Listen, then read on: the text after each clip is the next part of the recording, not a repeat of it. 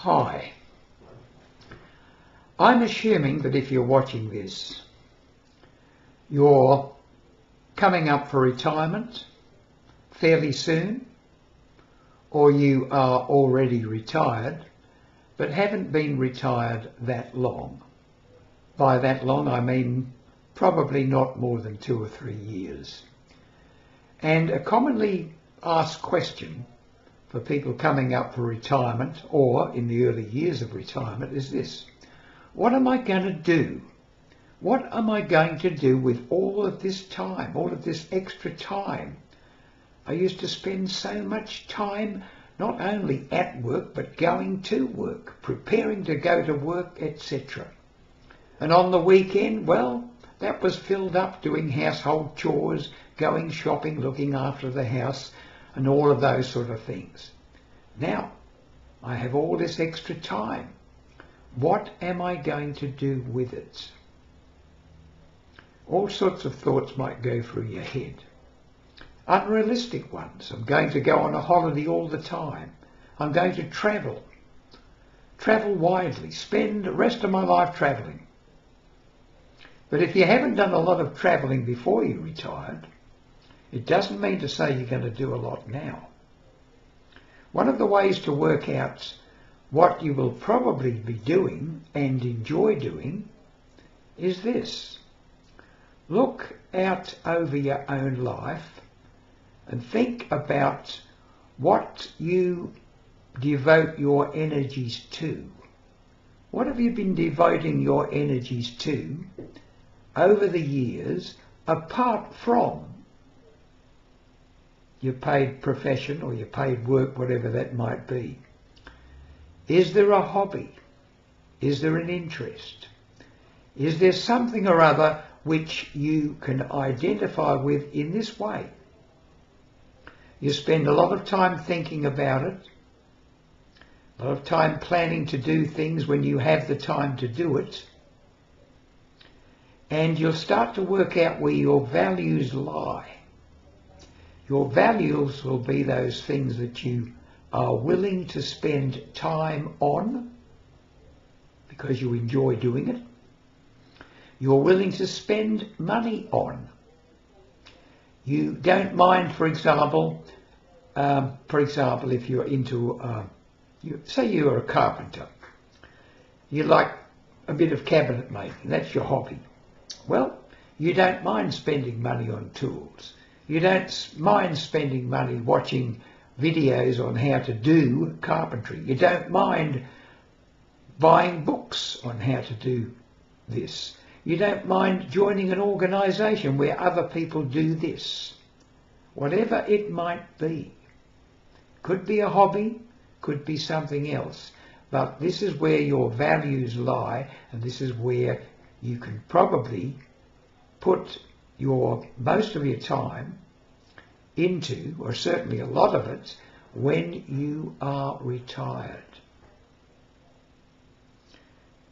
When I retired 29 years ago, I simply stepped up doing a lot of the things that I would do in my spare time when I was working.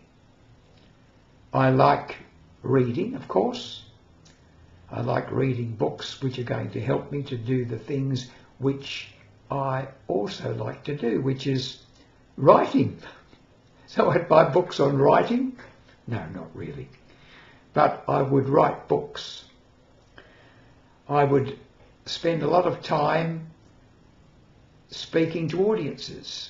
I joined Toastmasters clubs. I was in a Toastmasters club learning public speaking way back in 1972 when I was in my 30s. When I retired, I put more energy into that club, joined a second club, and at one stage I was in 4 clubs. And also speaking to audiences outside of Toastmasters. So this was my hobby and continues to be so. One of the hobbies is what I'm doing now, endeavouring to teach other people how to enjoy their lives, how to have more fulfilling lives, how to be happy, I guess you could say. When people seek for happiness, that is the word. I'm looking for happiness. They're never going to find it. Happiness is a byproduct from something that you do, that you love doing, that you enjoy doing, will do willingly for nothing,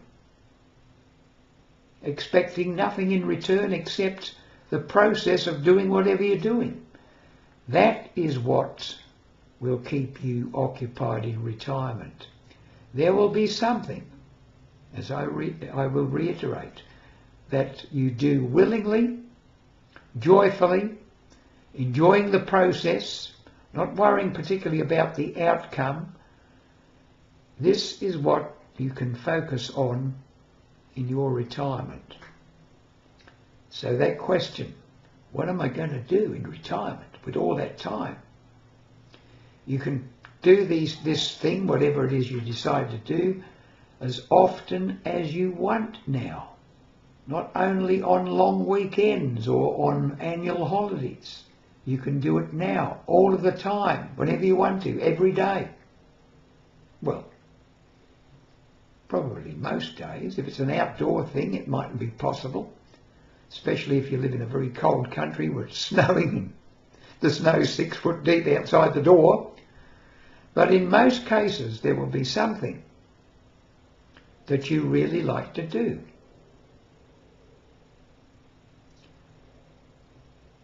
You often see, well, I go for walks around here, and I often see people riding their bikes, retirees, a group of retirees riding their bikes. They'll get together and they'll have coffee, they'll talk about bikes, etc. This is one of the things that they love to do. I'm not saying they do it every day, but it's certainly one of the things that you could consider.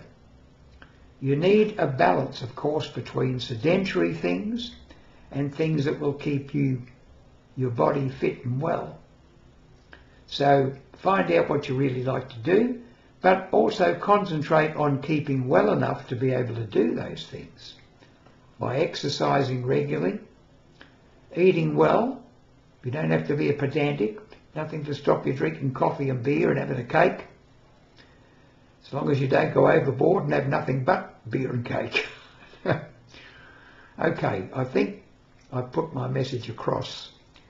Your values, what you put your focus on, what you put your energies on, what you're willing to spend your time doing, and what you are willing to spend your money on, are good indications of what will keep you happy, happily preoccupied in having a good life in your retirement.